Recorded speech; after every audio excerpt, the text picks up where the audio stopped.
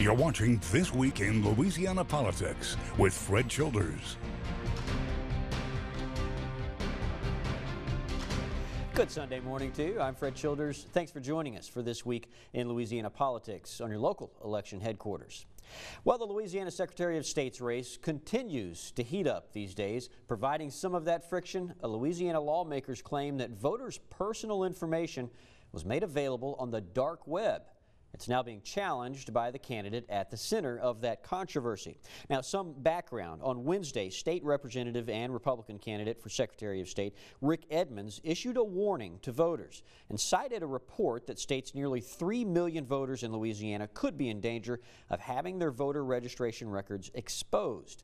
In the warning, he criticizes Secretary of State Kyle Ardoin, who is also a candidate in the upcoming race. Ardoin believes it's all motivated by politics. Okay, Secretary of State Kyle Ardoin, who is also a candidate in the upcoming Secretary of State's race, joins me now on the phone. Secretary Ardoin, thanks for coming on the show. Thanks for having me, Fred. Okay, so we'll get right to it. One of your opponents in the Secretary of State's race cites an article that claims 3 million Louisiana voter records were up for sale on the dark web. Now, just a little background, your office oversees elections statewide, therefore would be responsible for any data breaches. With that said, what do you have to say about the authenticity of the article that was cited? Well, I can assure you it's fake news. No one's personal identifying information has been breached. None of our systems have been breached. We knew that this article was potentially coming out. We had been in contact with the Department of Homeland Security, the National Association of Secretaries of State, and FBI and our other partners. What this is, Fred, is simply the list that anyone can purchase of registered voters in the state of Louisiana, their name and their address and their phone number. And, you know, a lot of political consultants purchase these lists in order to for voter contact for elections. This is nothing more than what that is, and it's really a shame. Anyone running for the chief elections position in the state of Louisiana ought to know what this is, should have done a little bit more research, and the fact of the matter is they're just putting out more information, misinformation, much like the Russians and the Chinese are doing in our political system, and it's just flagrantly irresponsible. So you say that some voter information is automatically publicly available, correct? That is correct for purchase, and that's by law. Okay. Has there been a data breach at all? No, sir, not at all. Everyone's information is still protected. You know, this type of article came out in 2017, last year. We dealt with it then as well. But the fact of the matter is everyone's information is protected, and it will remain protected as long as I'm Secretary of State. Have you tried to verify like the authenticity of the original article? You figured out where it came from? It's coming from companies that are trying to sell their cybersecurity services. They're trying to make an issue out of it in order to get people riled up and scared to sell services. So, and you know, it's just one of these sales pitches that they make people paranoid about information being out on the dark web. And the fact is that it's not any personal identifying information whatsoever. Mm-hmm. Secretary of State Kyle Ardoin, thank you so much for coming on the show. We appreciate it. Fred, thanks so much for having me. Okay. Now, Edmonds' campaign has responded to that. In an email to us, the campaign defends the article, saying it's been published by the Associated Press and a few other reputable publications, writing in part, quote, other states are calling for an investigation. Mr. Ardoin is saying it's fake news. He's in a political campaign. They're not. All right, moving on. More than $1.7 million has been invested in criminal justice reform in Louisiana. That money will help support victims of violence. Ticia Mazinga explains how lawmakers are using this money to help lower the prison population as well. Commitments have been made in the past that weren't followed through. And now they have. Tonight, Governor John Bel Edwards announced new grants for criminal justice reform. It's expected to provide inmates with tools to prevent them from reoffending. The Louisiana Department of Safety awarded nearly $1.7 million to the Commission on Law Enforcement and the Administration of Justice for Victims Services as part of the reinvestment effort from the state's bipartisan criminal justice reform. The governor says the state saved more than $12 million as a result of the reform during the 2017 fiscal year. The law requires 70% of the savings to be reinvested into programs. 95% of all inmates are going to get out of prison and return. And reentry services, those programs prepare them for success. More than $700,000 will go toward establishing a family justice center in East Baton Rouge. It aims to empower victims of family violence with resources to maintain safety and stability for families. You know, for the first time in decades, we don't lead the nation in incarceration today because of those efforts. For your local election headquarters, I'm Ticia Muzinga. The money is also going toward community incentive grants, victims services, and reinvestment and reentry programs. Well, the acting director of our nation's Consumer Financial Protection Bureau in the Trump administration says technology is leaving elderly Americans more vulnerable to financial scams and abuse. Mick Mulvaney heads up the bureau and hosted a town hall Thursday morning in Baton Rouge. He addressed what he calls a growing problem. A report from the group TrueLink Financial estimated back in 2015 that older Americans lose more than $36 billion, with a B, a year to financial scams and abuse. That includes roughly 1 in 18 older adults considered cognitively intact, according to the American Journal of Public Health. There's an old saying that I think, remember what bank robber they asked, why do you rob banks? He said, because that's where the money is. So why are people engaging in financial abuse against older folks? Because they've got the dough. That's where the money is. And we're going to see this get even more pervasive. Louisiana Attorney General Jeff Landry joined Director Mulvaney at the meeting. He says if you get a call or email from someone claiming to be from the IRS, it could be fraudulent. That's because the agency does most of its business by mail. It's rare if you get a phone call from the IRS. If you suspect that you or a loved one is a victim of fraud, call the State Attorney General's Consumer Protection Hotline, and I'll give you that number. It's 1-800-351-4889. The criminal justice system could be meeting other changes as well in the coming months. A push to change a jury law in effect since Reconstruction is gaining momentum in higher places. Capitol correspondent Harrison Golden on the movement's latest big-name endorsement. If it just it makes more trust with our people that we deal with, I'm for it. East Baton Rouge's Hiller Moore among the district attorneys joining the chorus as the push to mandate unanimous verdicts in Louisiana criminal cases nears decision day. Right now, there's a lot of division as to whether or not the justice system is actually just. Is it more just to one side and another, or one person to another? Voters will decide November 6th whether to change the state's jury law rooted in the years immediately following the Civil War. Current court decisions in the state only require agreement from 10 of 12 jurors. Is a unanimous jury more scientific than a 10-2?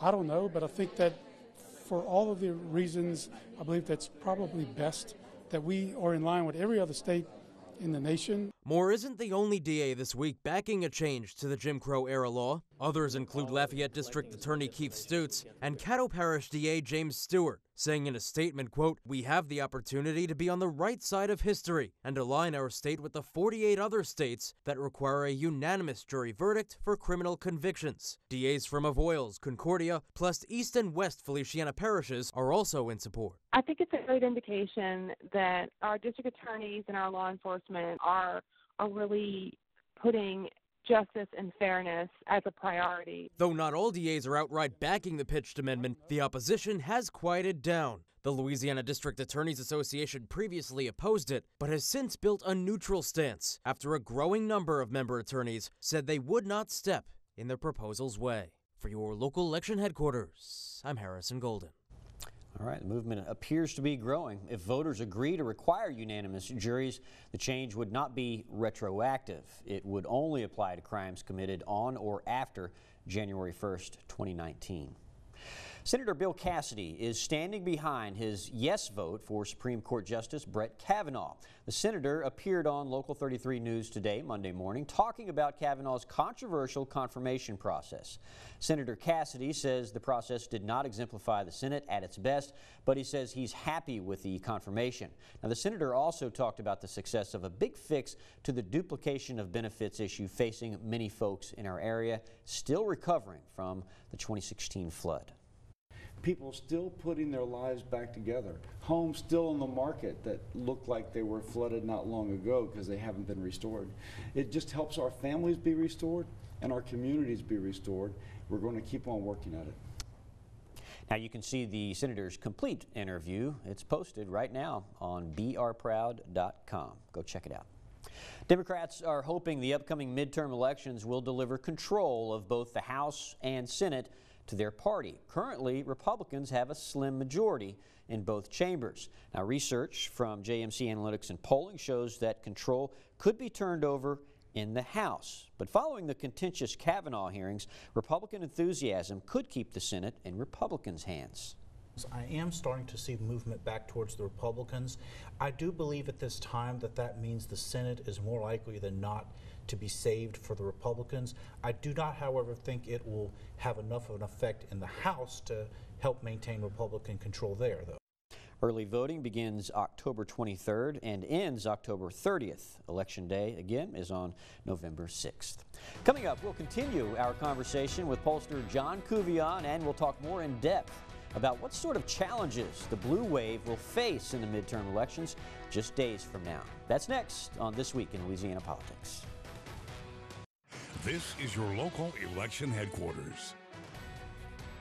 Welcome back to This Week in Louisiana Politics. I'm joined by John Kuvion. He's with JMC Analytics and Polling. Welcome to the show, John. Good to be here today, Fred. You are looking again at the midterm elections, and those are just a couple of weeks away. Republican control in both chambers on Capitol Hill could be lost in those midterm elections, and that comes from polling as far back as, what, 6, 7, 8, 9 months ago? Yes. So with that in mind, what's the latest polling data showing? So what I'm seeing now is ever since the Brett Kavanaugh hearings, I am starting to see movement back towards the Republicans. I do believe at this time that means the Senate is more likely than not to be saved for the Republicans. I do not, however, think it will have enough of an effect in the House to help maintain Republican control there, though. That's interesting because, you know, just a couple of weeks ago, before the Kavanaugh hearing, I think you were saying that the Senate could possibly be lost. Yes. So that's changed because of Kavanaugh? Yes, and what's happened is you already had Democrats were very energized. What happened since Kavanaugh, more specifically the feeling that quote-unquote the fix was in, was that Republicans have now become energized. That specifically benefits Republicans in areas where we have a large Republican base. In other words, I've seen in Tennessee and Texas that Republicans have begun to pull ahead. In Arizona and Nevada, where Republicans were previously behind, they've now pulled to within the margin of error. Then, of course, in North Dakota, the Democratic incumbent Heidi Heitkamp has fallen substantially behind. A combination of all those three factors, in my opinion, means that the Republicans are more likely than not to help maintain control of the Senate. Interesting. Well, let's pivot to the Senate now.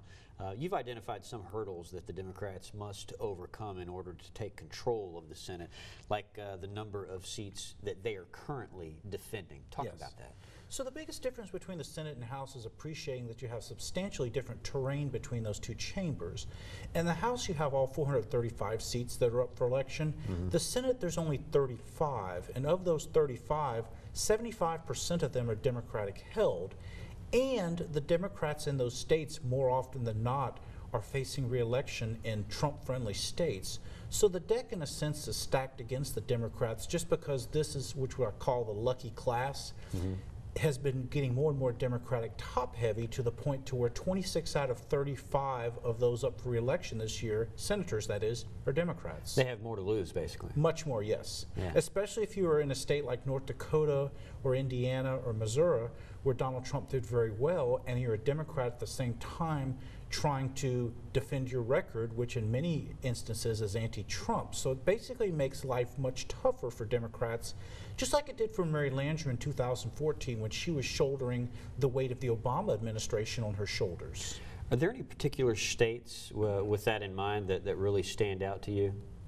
In terms of the polling I'm seeing? In terms of Democrats having to defend so many seats? Yes, the ones I'm specifically seeing, Indiana, Missouri, Montana, of course North Dakota, and West Virginia.